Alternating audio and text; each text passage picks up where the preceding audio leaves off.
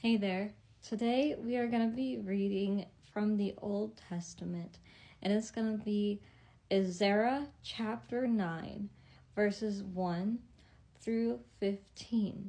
Verses 1 through 15 says, "When these matters had been concluded, the leaders approached me with this report.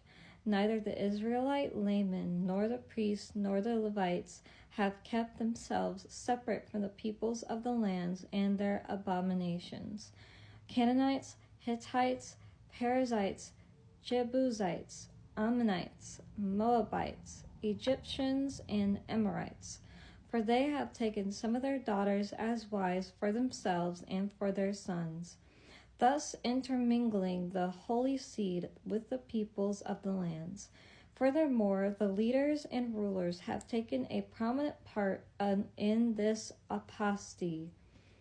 When I heard this, I tore my cloak and my mantle, plucked hair from my head and beard, and sat there devastated.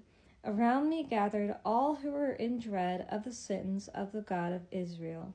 On the apostasy of the exiles, while I remained devastated until the evening sacrifice.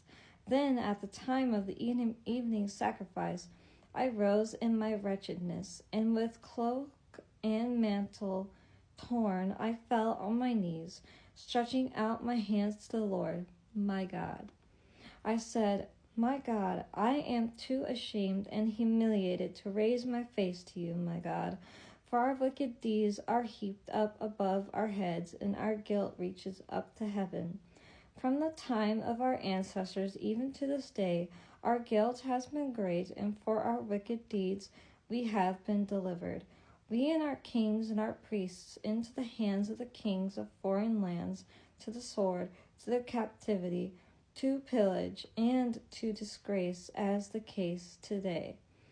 And now, and only a short time ago, mercy came to us from the Lord our God, who left us a remnant and gave us a stake in his holy place. Thus our God has brightened our eyes and given us relief in our slavery.